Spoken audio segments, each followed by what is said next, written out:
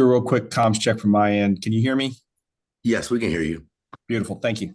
All right. Anyone want to take lead today?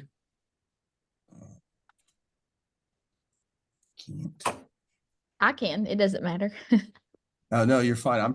I'm having trouble right now because the presentation is on one side and I can't get where I get the slides up where I can read them. So I will be there in 1 second. No worries. Well, I will go ahead and get started. We are Team OSR, and we are having our Zoom for the AAPTEL, and it is Wednesday, March 13th, and we started meeting at 5 o'clock. Our agenda is to talk about the AAPTEL project, task 1 and 2, and we're going to go over the norms, the discussions about the AAPTEL and our experience. We're going to talk about the data dive and what we found from our surveys and in our observations. Then we're going to talk about different topics, and then we're going to close. Does anybody have anything they would like to add or share? No, I'm just glad to be here. Getting through with this, I think we're doing awesome. We've had 2 great Zoom meetings, and I'm looking forward to this one. To echo that, enjoy working with y'all. It's lots of fun. Awesome. All right, what's our next slide? Would somebody like to read the norms for us? Okay, I'll be happy to read the norms this time. So let's see here. Be present and attentive to the topics at hand. Be kind in responses, as all ideas are important and to each other. Come prepared with work complete and ready to share. Be positive about all matters. We are the change agents. Be on time, which means we end on time. Communicate if you need help, having a problem or an emergency. Have an open mind and a growth mindset. Once we make a decision, we all invest in it as if it was our very own 100%.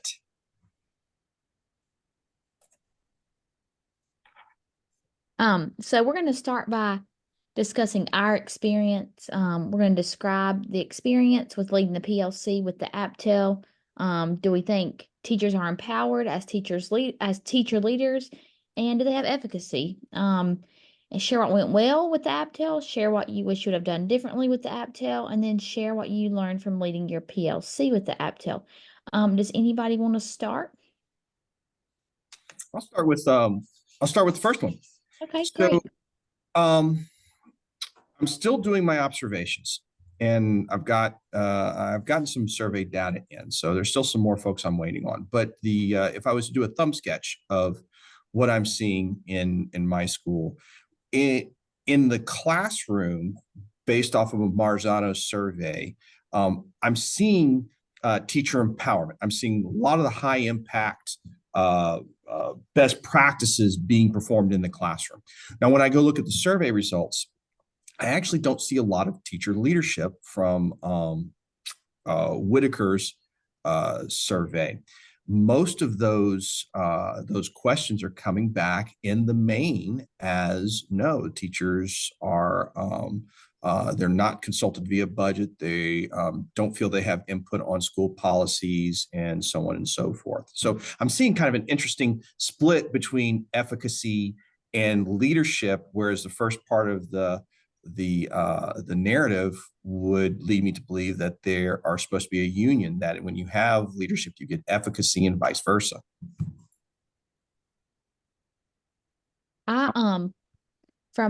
We met in our PLC yesterday to discuss observations and survey results.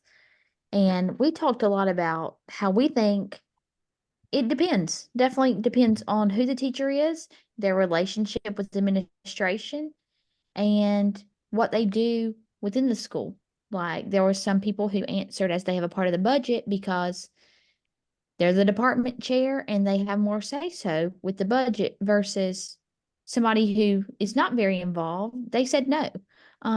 So I think a lot of the questions, at least in my school, when we discussed it as a PLC, it was kind of iffy because some thought, yeah, I have a lot of say-so, and some thought, no, I don't think that. But when you look at the makeup of my PLC, some are department chairs, some are beginning teachers, some are just have extra duties, some don't.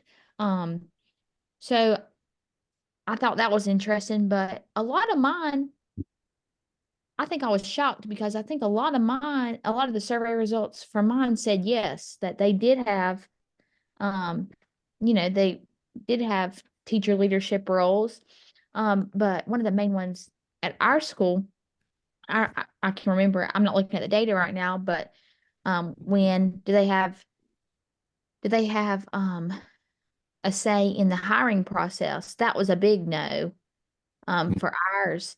And we discussed as the PLC how we think it's so important. I mean, administration doesn't work. I mean, in high school, it's very departmental. I mean, we are like, very departmental. But administration doesn't work with those people every single day. So we thought it'd be important.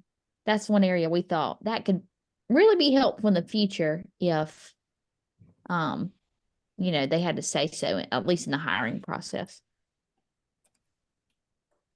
All right. So I think that for me, I've got a lot of connections with what you guys were saying. And I also wonder, like, can you have empowerment and not have efficacy? And I feel like you can. I feel like I can empower you to do something, but that doesn't mean I trust you to get that job done. All right. Or, I'm going to back up and get off your back and allow you the resources and the different things you need to go ahead and make that work for us. So I'm kind of on the fence there, but I feel like there is a level of empowerment that you can have without having efficacy involved or being granted that efficacy. Um, some have a lot of experience, teachers, some don't have a lot of experience, right? What I notice in my building is that it is the same teachers being empowered over and over and over, and other ones are just completely left out. When I do like the different leadership meetings, like I always say, why do you all keep putting my name on this committee? Like, like I'm enough committee, not enough to do. Right. So, but anyway, and when I go, I notice, hey, you were at the other meeting. You were at the other meeting too, and it's the same ones of us being empowered over and over and over. Now, mind you, as I look around the room, I notice that we are the most competent in the building, I'll be honest, and they are the ones who are getting the things done. But how do you, tackle that as a leader as well? You want to build your other people up and kind of build up their confidence and their self-esteem as well. So, and that's a part of efficacy, I think.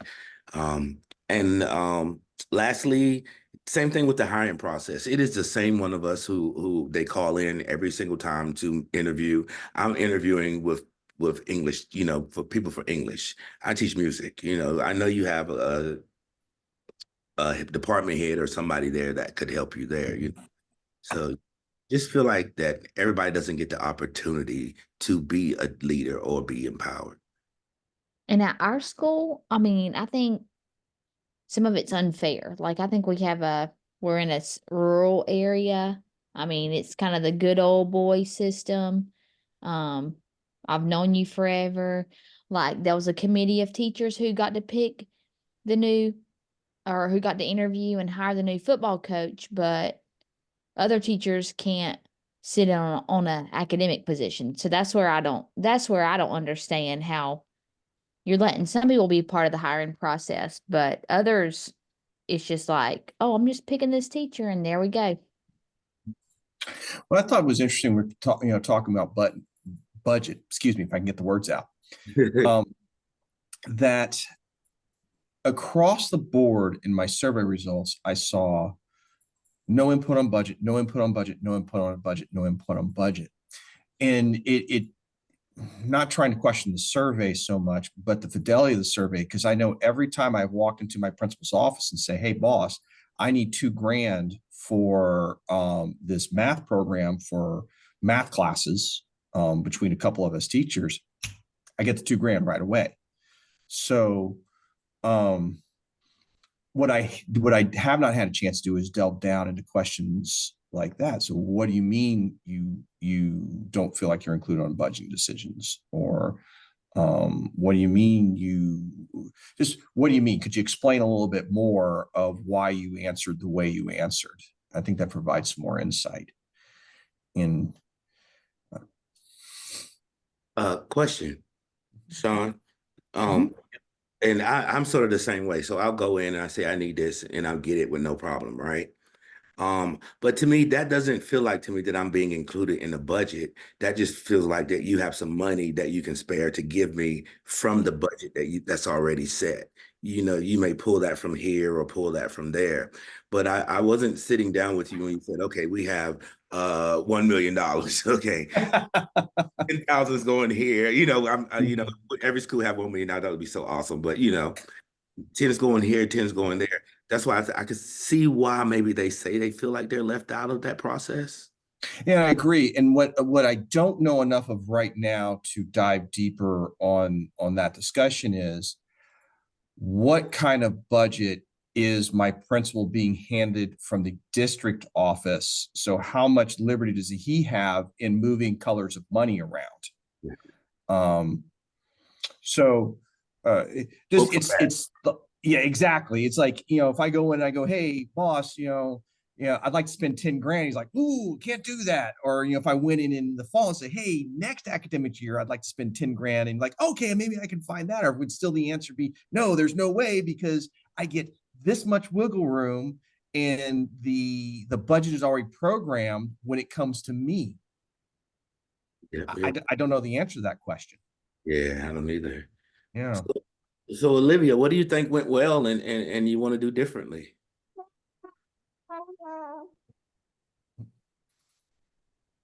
Sorry. Um, I Now this is kind of for my PLC. Kind of, well, I think I tried to reach out and observe different um departments, but some people didn't respond. So I wish I could have done that differently and observed a bunch of different areas. I tried my best. I did observe like math. I did observe social studies and English. But I tried to observe science and PE and stuff like that, and I just didn't get a response. So I wish I could have done, I wish there'd have been more participation. And then also I have an assistant principal on my PLC or in the PLC, and I wish I would have met and discussed this without her being there, because when we discussed that, she kept she kept trying to reason with everything and give reasons why, and trying to justify where our school our school does that. And I'm thinking that's not the point of this. The point is to see how teachers feel, not justify an answer for it. So I wish, I guess, I don't know. I thought, oh, she'll be fine. It'll be good for her to hear that. But it was more of a, let me justify all this. And so I wish I would have done that differently. Um, and just had teachers there. I think that's a great observation. I haven't talked with everybody in the same room, and thanks for sharing that, Olivia, because I will definitely avoid that, because that's a great Yeah. point. Yeah. Because the administrator, it puts the administrator on the spot of saying, okay, I have grievances. I need to, one, validate that I understand, I hear what you're saying, but here's the full picture of why we made the decisions that we made. It's sorry, I'm going to end right there. I could go on a very, very long tangent about perceptions right now. Yeah. So it was just, nobody in the survey saying, oh, our school sucks. It's just how they think. And even Mhm. if she tries to justify it, it doesn't change the way they feel. So the It Mhm. truth is is what the it truth. is. Yeah, the truth is the truth, and the data doesn't lie. So it's better to face it, and if it's wrong, then figure out what to do to get it to increase, I think. Right. Well, and I'll just say this. I like what you said, Olivia, because the more I read about empowerment and efficacy, it seemed to me both empowerment and efficacy are feelings. Mm-hmm. And Yeah. it doesn't matter what is actually occurring. It's how does the faculty and how does the staff feel about what is occurring. That's an awesome point because I could be empowering you and you could be like, oh no, I ain't getting nothing. I'm not getting anything. Yeah. I'll be right back. She's crying. I'll be right back. Yes, Check. sir. Yes, ma'am. And like, yeah, that's an awesome point right there. Yeah. We have to be very careful of that. You know, it's so much to consider as a leader before you act. It's a real tedious job. Yeah, I deal with it a lot as a band director, especially Mhm. where I'm at because alumni and everybody is so involved. And then like I have an 8 to 9, well, I have 9 now, 9 people on the band staff. So it's huge. Just because I can't do it all by myself, it's impossible. No, you can't. Yeah, it's no longer now. Back in the day, things were different, you know, where my flags or my dance girls, they had one outfit, yeah, you know, for the whole year. Now they want to change 2 and 3 times in one performance, you know. Yeah, honestly, Roger, I have a lot of flashbacks doing this in relearning old lessons that I have learned before. Uh-huh. Yeah. And like we're doing when you have discussions in the PLC about change and watching folks be resistant to change and having to remember, wait a minute, I've learned this lesson that until you face individuals with the data that says change is required, humans don't want to change. And they And don't want running to through use that. the data. They do not want to use the data. Mm-hmm. Mm-hmm. I Yes. just talking about the data. I just don't know, like the the assistant principal who was in the meeting with me. Um, in my opinion, she would probably be the most receptive to this, and then she was trying to justify it. So I think, oh boy, how am I gonna share all this with the other administrators and them actually take it into consideration? Well, I think a lot of it is perspective because Mm-hmm. unfortunately in the classroom, our perspective is limited to the four walls of our classroom and the immediate problem facing us. Whereas an administrator's perspective is wider. If I go to my boss and say, well, they got to spend X number of dollars on an event, why didn't I get to spend X number of dollars? Well, my boss maybe look at me and say, well, Sean, if you looked at the data, the overall school data, we are scoring 47 out of 50 in English, and you guys in math are batting at 37 out of 50. I need resources applied to English because that's where we're hurting the most. Oh, okay. Now, I think counter to that is how is that information flowing from the people that are required, the administration, the people who are required to make that decision, down to the folks who are enacting the decisions. Just like empowerment and efficacy or feelings, those feelings are moderated by communication about shaping expectations. I think that's a big challenge when I look at the data. As I reflect on the data that I have, I've got teachers who are teaching their hearts out in the classroom, high efficacy in the classroom. But if I go look at leadership, they do not feel that they have inputs into leadership. And that could very well be a lack of communication coming out of the principal's / assistant principal's office, the administrative offices, back to the teachers going, yeah, we heard you, and here's what we're doing. So follow-on question I'll have to go figure out. Mm-hmm. I think that I'm wondering, in your case, Olivia, does your administration's data match your data? You know, how different is that? That's true. That's Yeah. a good question. Yeah, that could be something that could totally, her mind could be totally blown off of what you presented, you know? Right. Yeah. Mhm. And Yeah, now Um, what because I say we is I also can't talked mix. about